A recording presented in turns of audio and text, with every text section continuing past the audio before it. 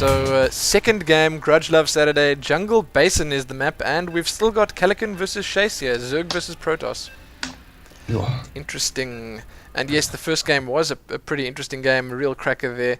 And I do think there were times in the game where I actually thought, okay, Kalekin's got this. He's definitely got this. And he looked good for him. Yeah. No, the thing is that makes me think that we've got a good player here. We've got a good set of games ahead of us, because usually you don't have that feeling when you're watching someone play Shase. You don't think that this guy can definitely do some damage to him.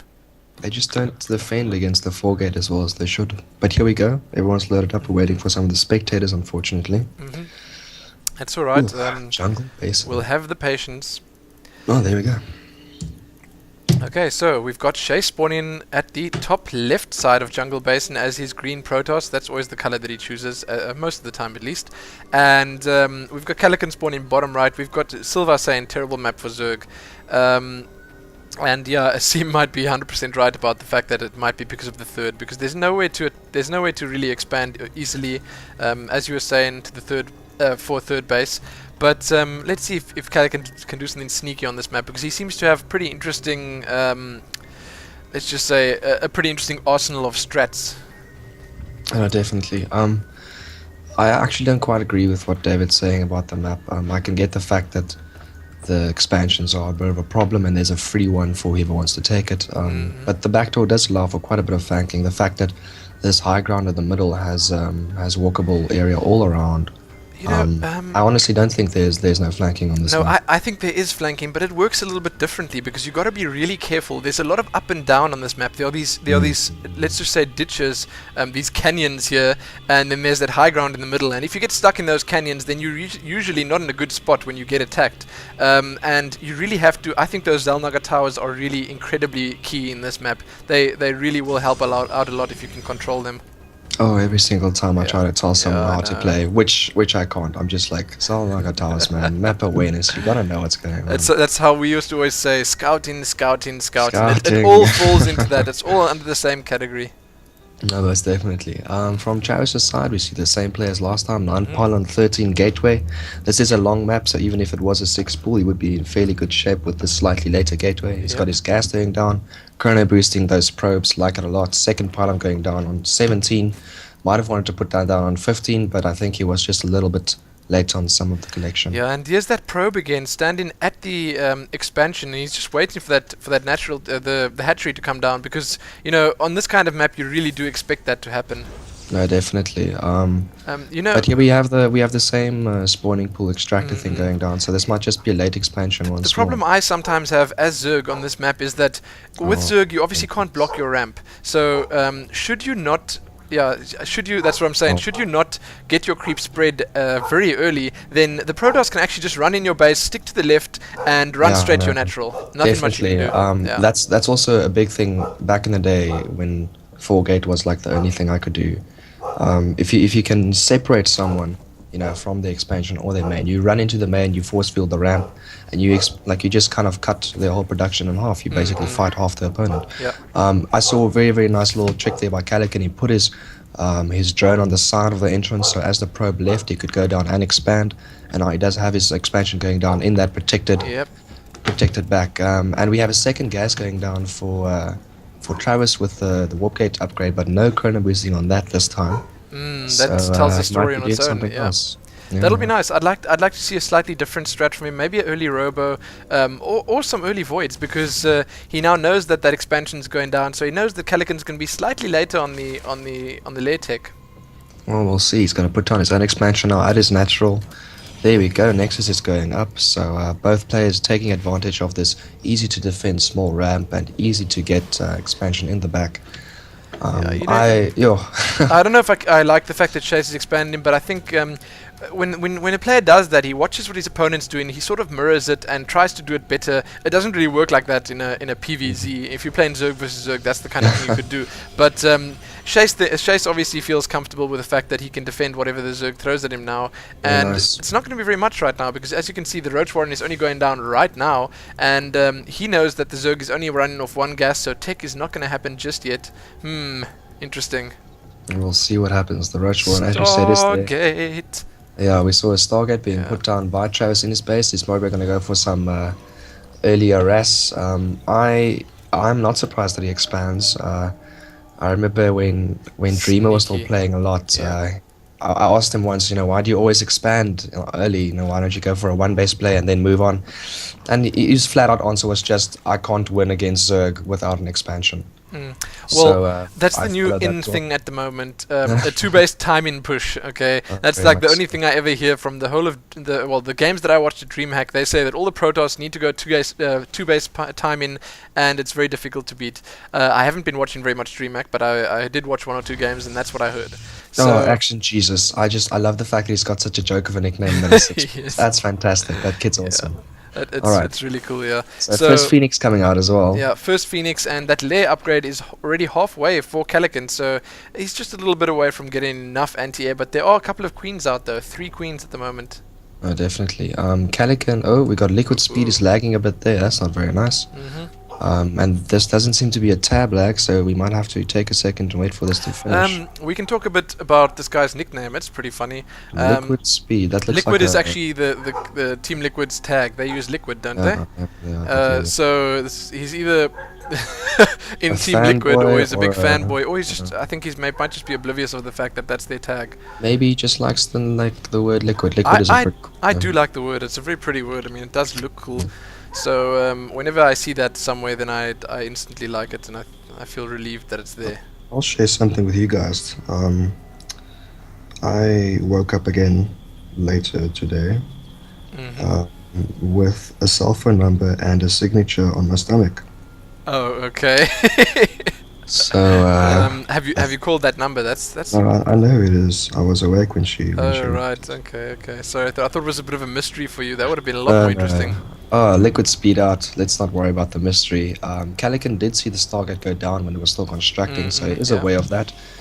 I like the fact that he's getting some more queens and so forth as well. What's the count on the queen round? He has 4 queens up. That's very, very good play. Yep. I like this. See, once again, you have a player who actually, actively tries to counter what's coming his way. The 4-gate he saw, and he put down a lot of spine crawlers at his expansion.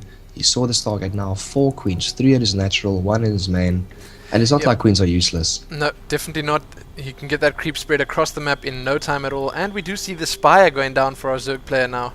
Very nice. I absolutely hate meters, but very, very easy, good unit to use. Kalekin is actually moving 3 of his queens out of his base. That might have been a mistake, because now he's pretty good back again. It might have been a misclick, but he's going to throw down those creep tumors now. And interestingly enough, if you switch to Kalekin's view, you can see that he's actually actively scouting around, looking at his opponent's base. But if you look at Shase's view, the last thing he saw was the spawning pool, the hatchery, and the gas going down. So he has no idea what's going on. Well, he's about to find out. He's got 4 phoenixes heading the other way, waiting there in the middle at the one Zalnaga tower. Kalekin has Zerglings on both towers, which I really like. So he obviously sees them coming now. He's got 4 of his queens grouped together. That's about to greet phoenixes, and ouchie. First phoenix onto yellow. And now, unfortunately, the queens are slower, so they have to run a long way. Yes, but indeed. We'll see. 1, 2, 3, 4, 5. Wow, that's some 5 quick fingers probes, for you 6 probes, 7 probes. Damage has been done. Good amount. Unfortunately, he's not pulling. Okay, so 3 of the phoenixes now on yellow. A nice double Evo chamber and Hydralisk and Roach and Spire for Kalekin. Yeah, he seems to be getting everything. He's preparing for every eventuality. I wonder if he's going to be using that Spire though, because I really do think that that in this matchup right now, at least, the Hydralisks will probably work a little bit better. It's such a frustrating thing trying to micro Mutalisks against Phoenixes. It's a dead-end battle. Yeah. Indeed. Well, we'll see. Roach is I'm honestly very, very confused. He's got an Hydralisk coming out again. It seems to me that he's still focusing a bit on just putting up his macro and so forth. He's got Corruptors coming out actually. Interesting. Corruptors can definitely deal with Phoenixes because of their long range, and they're pretty quick. But here you go, the Hydralisks are going to sort these Phoenixes out in no time. But very, very good transfusion onto the Overlord that was being picked up by the Phoenixes, and it did not go down. I love that. That was so good. Yeah, one doesn't see transfusion being used enough. It is such a good skill, and especially if you have these queens just hanging around here, charging up that energy. No, definitely. I like the fact that he seems awake and playing. He's got Kalekin now putting down another expansion on the left side on one of those hidden expansion areas. Phoenix is actually scouting the opposite side, so they might. Okay, no, they're not. They're not going to this side's expansion, so that thing will probably go up. Nice for Kalekin. So Yeah, look at just- the creep spread just explode in here. Wow. And here come the Corruptors as well. He's got a few out. Nice little roach speed. There's the Observer coming in. No Overseers being made yet. So he will be able to see that if he gets an Overseer later. But we see the double Robo again from Travis, from Shase. He's got Colossi coming out, a lot of Stalkers, getting a range upgrade as well. Yep. He's got that Twilight Council, so I think that's for +2 on the attack. Let's see, level 2 upgrade on the attack. I think Phoenix has just countered that expansion. Indeed, they did see it. But not enough of an army to push out for Travis's This team. little force of Kalikins in the middle of the map here is so exposed right now. It is so immobile at the moment. I really think, and those Hydras are just hanging around in the middle of the map, dead alone. Shase needs to move out right now and just pick that off because. Here he comes. He's putting his army together. Once again, people always hate the fact that the Protoss army has to move in one ball, but races differ. Protoss units work better in a group. Indeed. I love the fact that Travis is getting almost every single building here. He's got his robos, he's got a Stargate making more Phoenixes. Upgrade, he's got some gateways. It's fantastic. I really enjoy the fact that he's trying to vary his army combination, making sure that it's a good combination that can deal with a lot of things. Obviously, the Phoenixes will be very good defense for his Colossi as well. Against Corruptors and so Kalekin forth. is getting this creep spread out so fast now. It's just moving at such an alarming rate across the map, and I think Shase needs to move out really soon and do something about it. There are a lot of Corruptors out there now. Those Colossi aren't safe. Well, there is now. Travis forgot one Colossi in his base. He's going to take his third expansion now, this middle one. And now people ask why. People say, yes, of course, it's a good expansion. I honestly feel both ways about it, because if you do expand in the middle, then you're fighting. And here we go, fight going down in the I'm middle watching of the those map. health bars. Those Corruptors are focusing There's down those a lot of Colossi so Corruptors. quickly. Colossi goes down, second Colossi going to go down. Phoenix is trying to take the Corruptors out, but there's just so many. Now all the But Colossi now are down. now you've got left with only Phoenix Corruptors Stalker. and a bunch of Stalkers just picking them off, no problem whatsoever. So Kalekin just lost all his ground forces there to those Colossi, and there's 1 or 2 Zealots there, plus a bunch of Stalkers, so wow. Very good play there. Well, actually, let's not say very good play. Let's just say that the army combination worked out very, very well for Travis. Shase, yeah, indeed. For Shase, so very nice. He's pushing out here. Where's that Observer of his? I'd like him to grab it with his army again and start taking out the creep tumors. Yeah. He's got more units coming. Very, very Stalker heavy. Some Colossi, some Void Rays coming out now as well. And Kalekin is in a very, very bad position right now. He's got some Zerglings out, but nothing else. A Corruptor and Overseer is putting down another hatchery in his base. But I really not a think real army. Speedlings would help a lot here, and Shase is just pushing the space now, and not much Kalekin can do. He doesn't have much to defend with at all. He's actually going to go for the main base or the expansion. Kalekin running Zerglings all the way over to the expansion. Yeah, I think this is more of a distraction tactic, just making Indeed, sure yes. Shase has to pull back his army. But the expansion did go down. Kalekin's third is down. So Shase in a very commanding lead right now. He's got an army out. He's got that middle ground. He's got a nice little combination. He'd like more Phoenixes coming out, more Colossi being made, and he's transferring drones to his third. Yeah, it's a very difficult position to be in as a Zerg player right now, because there's not much you can do to that little Protoss ball that you were talking about before. Because once that army engages, you really just have to outmass them to be able to beat it, and it's very difficult. So. These Corruptors are great and all, those Hydralists are great and all, but what's going to be tanking the damage here? That's what I want to know.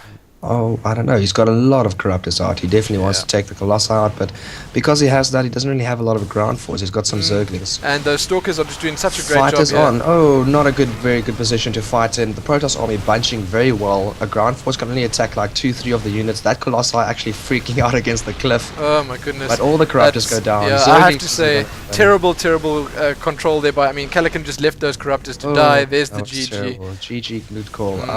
Yeah, never mind the control. I think just the fact that he fought on a ramp, so the Protoss army was actually boxed in, since it's all ranged. So very, very nice position. And then another thing that wasn't really working out for our Zerg players, that he actually ran into that range, because even the Stalkers all the way at the back could attack those Corruptors as they were so nice and close.